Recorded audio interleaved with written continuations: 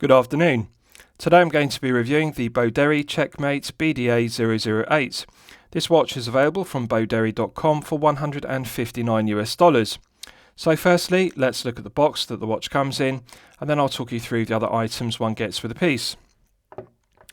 So the watch comes in a watch box, and they also include this Boderry branded gift bag. The watch box is protected by this black cardboard outer sleeve one removes. And this is the watch box itself, as you can see, nicely finished with a black vinyl plastic, stitching around the perimeter, done to a good standard. Good quality finishing to it. We have a hinged lid, and the interior is fully upholstered with a white velour fabric. The watch sits in the base on a padded pillow cushion, as one would expect, nicely upholstered with a velour fabric. And there's also a tray in the base one can remove, as you can see. And beneath the tray houses the warranty card and also the owner's instruction manual. So nice presentation, very well executed watch box, and it makes a refreshing change from using the default option of a plastic or cardboard watch box. And bearing in mind this is a low-tip price point piece at $159. This is one of the best watch boxes I've seen at this price point. With regards to the items, this is the plastic warranty card, and I'm pleased to report the BD008 is covered by a 2-year international warranty. And in addition to the 2-year warranty, Boderry.com also cover the watch with a 30-day free return policy. So within the first 30 days after purchase, if you're unhappy with the watch for any reason or it develops a fault, you can return it to Boderry and they will either replace the watch or alternatively offer you a full refund within that 30-day period. This is the owner's instruction manual, clear concise diagrams. The instructions are in English and it details the operation of the movement used, which is the Seagull Caliber ST2625 automatic. One also gets this bracelet resizing tool, and it's made from die-cast metal rather than being made from plastic, so it's a better quality bracelet resizing tool, and nice to get this included with the watch. And lastly, one also gets this Boderry branded microfiber polishing cloth. I always think it's a nice touch to get a branded microfiber polishing cloth, irrespective of the price point of a piece. So, with regards to the specifications of the piece, this is the Boderry Checkmate BD008. The watch is available in 3 dial colour options, black, blue and green respectively. Of those 3 dial colour options, I think this black version, which they call Obsidian, is the best looking. Now the watch is also available on a leather strap with deploying clasp that you're looking at, and if that isn't your personal taste, Boderry also offer it on this stainless steel bracelet. So let's look at the bracelet first. We have the Boderry emblem and Boderry text logo engraved to a good standard, 2-button push deployant, and it works very well. Nice firm resistance to the 2-button push triggers, flawless mirror polishing to the top side, underside and flanks, and both halves of the deployant snap shut with a nice positive click, so it's not going to accidentally deploy, and if you accidentally press one of the pushers, it's not going to deploy. One has to press both of the firm pushers in order to open it. So it's not going to accidentally come off your wrist or come undone. Nice positive action to it. Flawless mirror polishing to the top side, and it articulates very well, no stiff links. And it doesn't feel sloppy. There's not extra play in the links, it doesn't rattle. Although it's a push pin bracelet rather than screw pin, it does feel nice and tight.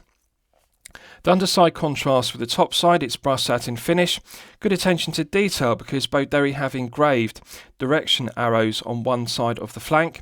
And that means that one knows which way to press out the push pins when resizing the bracelet with the included bracelet resizing tool. And it's good to have those arrows because often it's the case when resizing a push pin bracelet, one doesn't know which way to push out the push pins, so it's good to know that you push them out from one side to the other and then you also push them back in the opposite way. Plenty of links, and it will fit up to an 8-inch wrist with no difficulty whatsoever. And they also include quick release spring bars regardless of whether you have the leather strap version or this bracelet. So I'm glad to see they've used quick release spring bars rather than conventional spring bars, because one doesn't need a spring bar tool to change the strap for the bracelet. Now, minor criticism is they've used solid end links which have straight ends. I think they should have used curved end links to match the curved shape of the head of the piece, but however this is subjective. Some collectors like the aesthetic of straight end links because it gives the piece a more vintage look. I think curved end links fitting the head of the piece would have been better, but one has to expect some cost-cutting measures, bearing in mind this is only $159.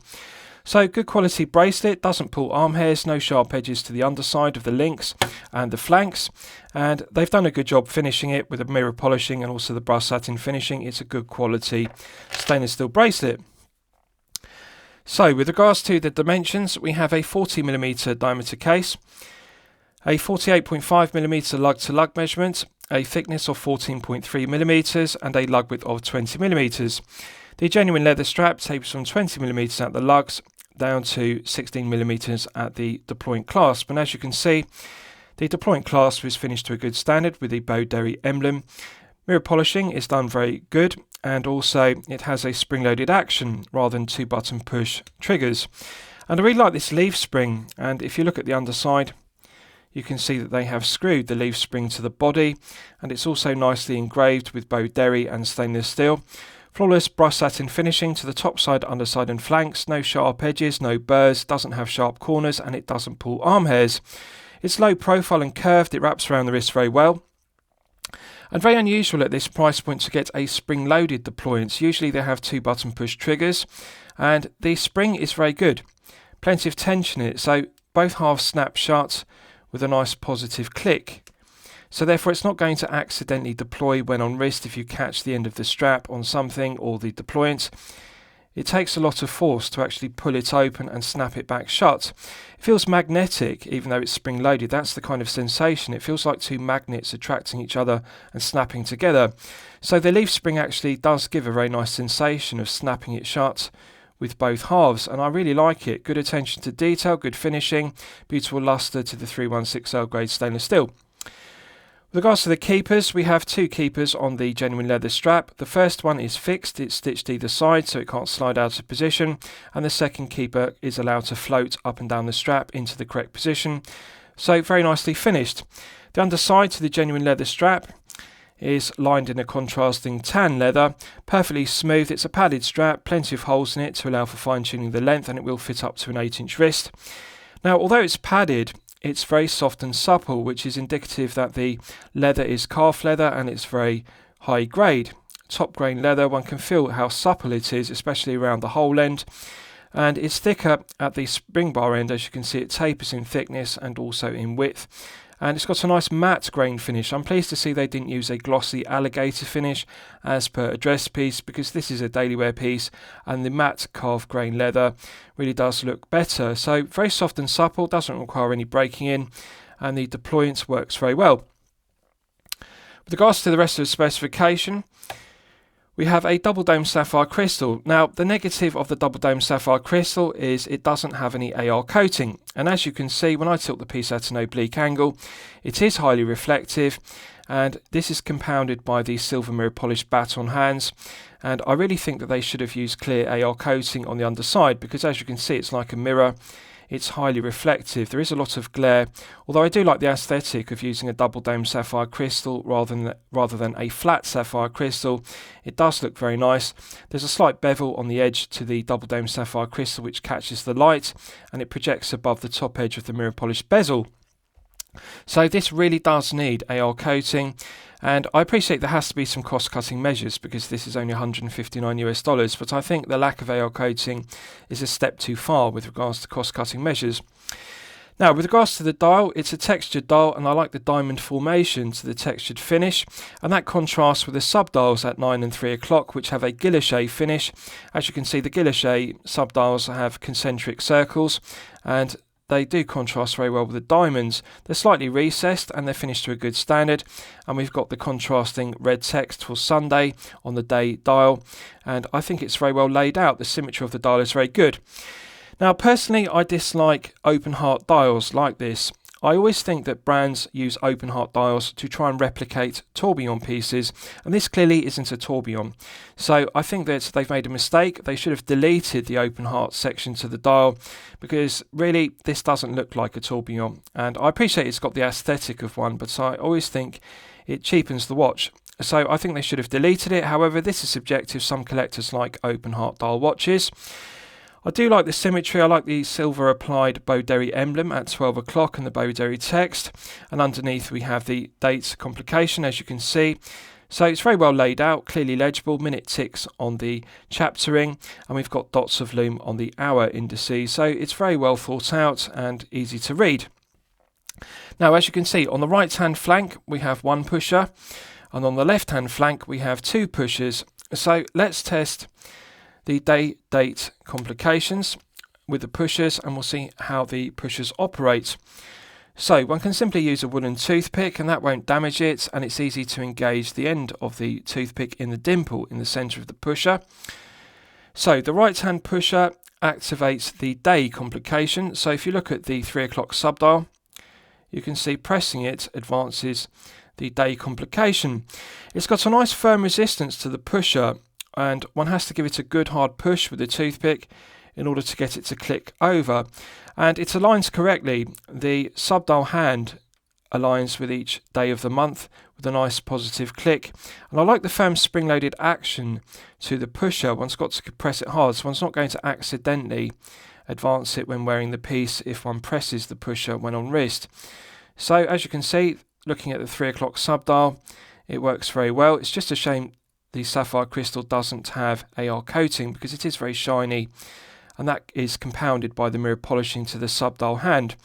So the day complication works very well. Let's test the month. Now I'm just going to move the hands out of the way so that you can see the 9 o'clock subdial better. Right, so the lower left hand pusher activates the month, and as you can see, it's got the same firm resistance to the pusher. If you look at the 9 o'clock subdial, you can see the subdial hand moving around for the 12 months of the year. So I like the positive indexing. It aligns very well, and nice firm resistance, easy to push in the pusher with the toothpick and select the correct month. So let's test the dates complication. So the top left pusher is the date, and again, nice firm resistance to the pusher, and I like the clicking action of the quick set date, as you can see. Now the only negative is it doesn't have a quick set complication, in that if you're at the first of the month, you're going to have to press the pusher 30 times to get to the 30th of the month. Each click advances it by 1 day. You can't press down the pusher and hold it in to quick set the date to advance it through the 30 days of the month. You have to individually press it 30 times, as you can see. So it is laborious. For example, if you're at the first of the month and you need to go through to the 30th, you have to press all the way through 30 clicks. But however, the red Arabic numerals do contrast very well with the white date wheels, and I like that it's split 2 numerals for the month. So it works very well, and nice positive click, nice firm resistance, and it's an interesting feature, adds interest to the dial.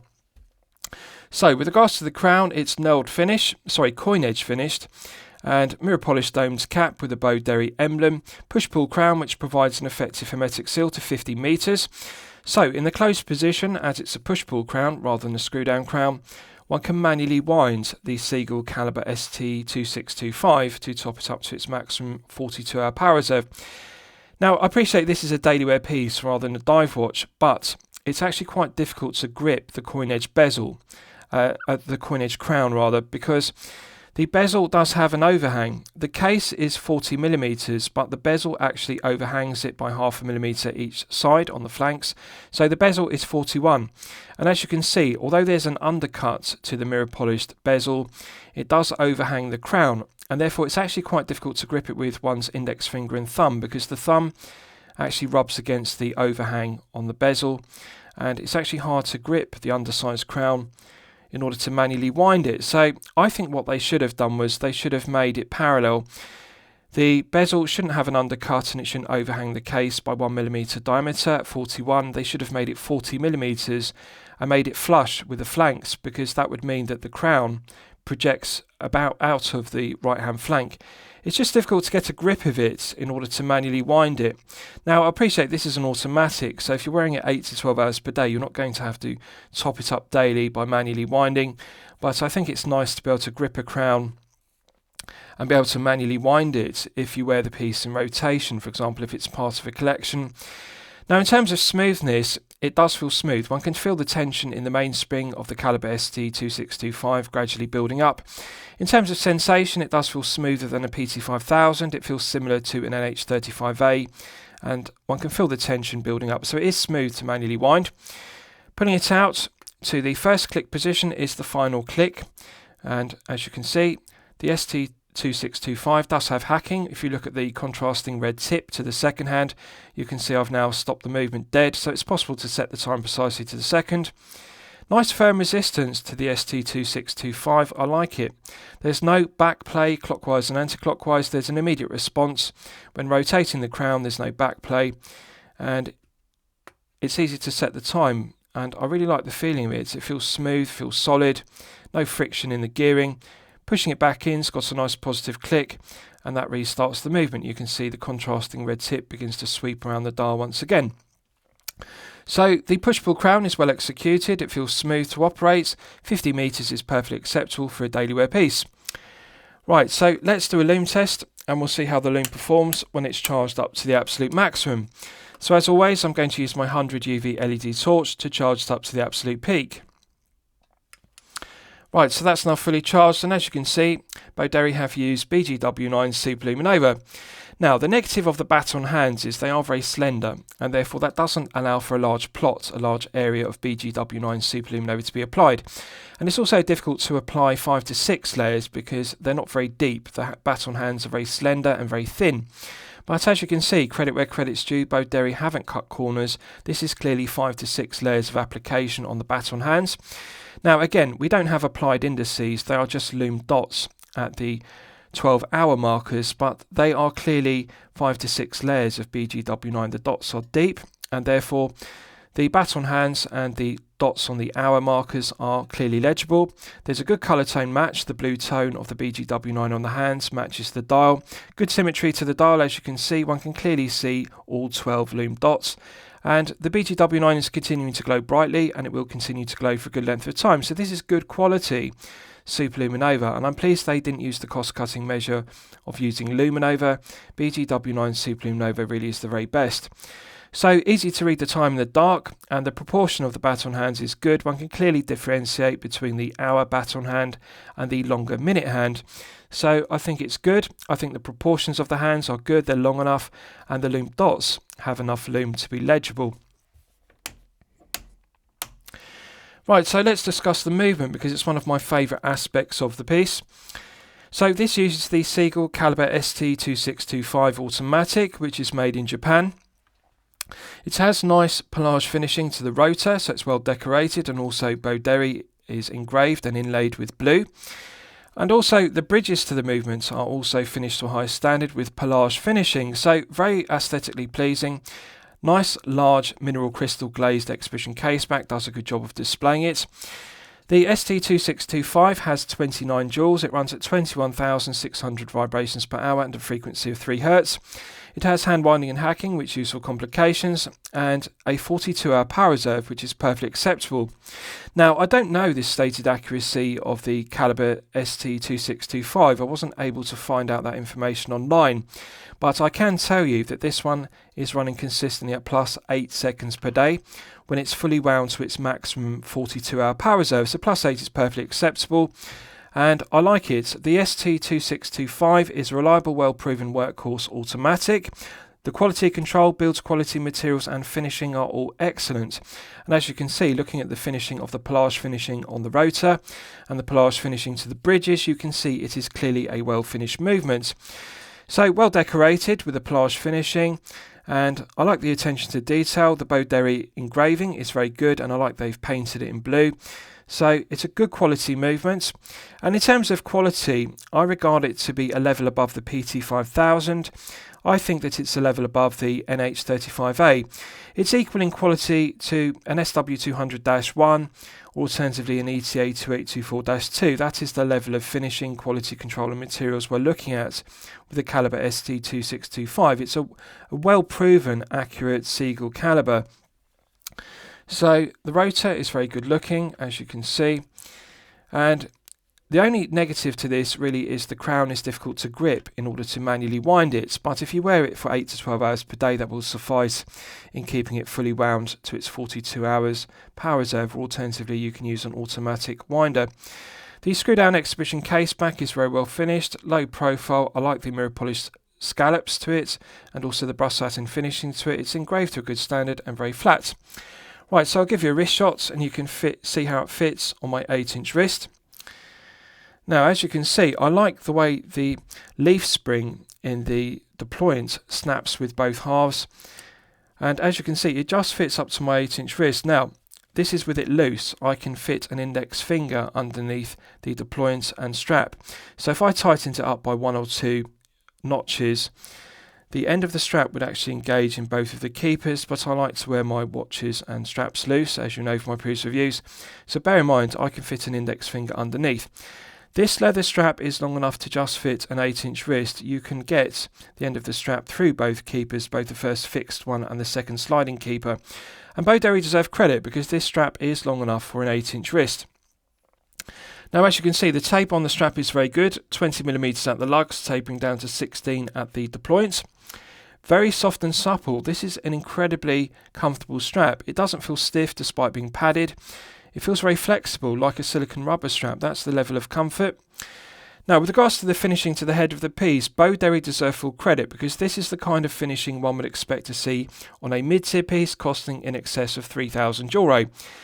The mirror polishing is very high grade, both on the bezel, the tops of the lugs, and they've even polished in between the lugs. Now, in between the lugs is an area that often Chinese brands, they just leave machined or alternatively brushed satin finish. They don't mirror polish in between the lugs because it adds production costs. It takes more time to polish inside the lugs.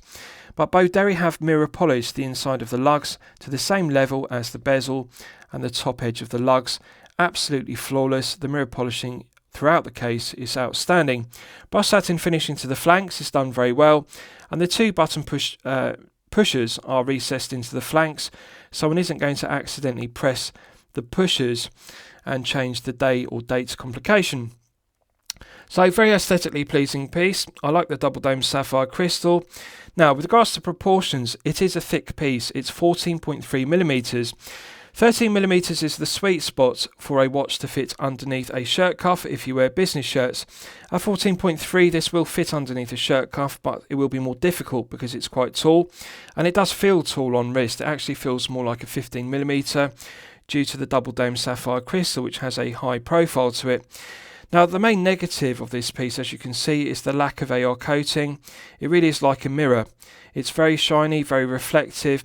Had they used a flat sapphire crystal, that would have reduced some of the glare, but by having a double dome sapphire crystal, as you can see, it does make it very reflective. The light bounces around the dial and the silver mirror polished baton hands and also the subdial. So just a shame they used the cost-cutting measure of no AR coating. But the head of the piece is very comfortable, very well proportioned, 40 by 48.5 long. 48mm is perfection for a lug-to-lug measurement. It is the sweet spot. So at 48.5 it is very close to perfection. Wraps around the wrist very well because we've got an angular profile. The lugs angle down very quickly around the dial. So it is a snug fit. And I do like the leather strap. It's very soft and supple. 94 grams, so it's a lightweight piece for a 40mm on a leather strap. It does feel weightless, feels very well balanced. It doesn't feel top heavy despite being tall. So comfortable piece to wear, feel good factor is good, but it's just poor legibility due to the lack of AR coating, as you can see.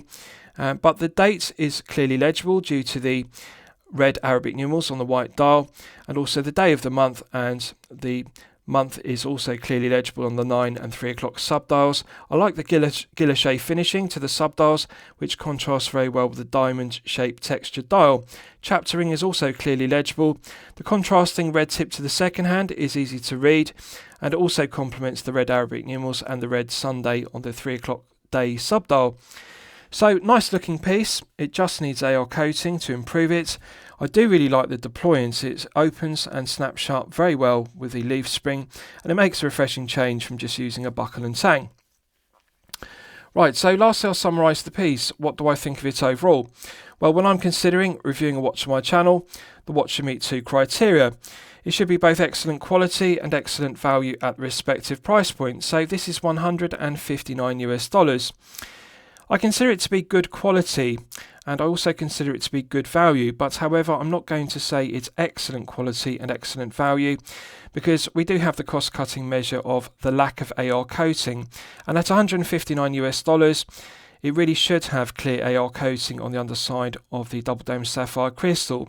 Even if they had to increase the wholesale and the retail price by $5 per piece to 164, for example, collectors would happily pay an additional $5 per piece in order to get clear AR coating, because as you can see, it really does need it. But everything else about it is good. The materials, the quality control, the finishing throughout are all very good. The thing that most impresses me about it is the quality of the finishing to the head of the piece. The mirror polishing and the brushed satin finishing is done to a very high standard. No sharp edges, no burrs, and no sharp points to the tips of the lugs. The polishing in between the lugs is a nice touch. So the quality of the finishing is excellent. The specification is good. I like the double dome sapphire crystal. 50 meters is acceptable. And the Seagull Caliber ST2625 is a high grade of movement. So at this price point, $159, the movement is very good. I like Seagull movements. So I'm going to recommend it to you for consideration, but bear in mind the shortcoming of not having AR coating. That is the main negative. I hope you've enjoyed my review of the Boderry Checkmate BD008. Please feel free to post your own comments below the video. Thank you very much.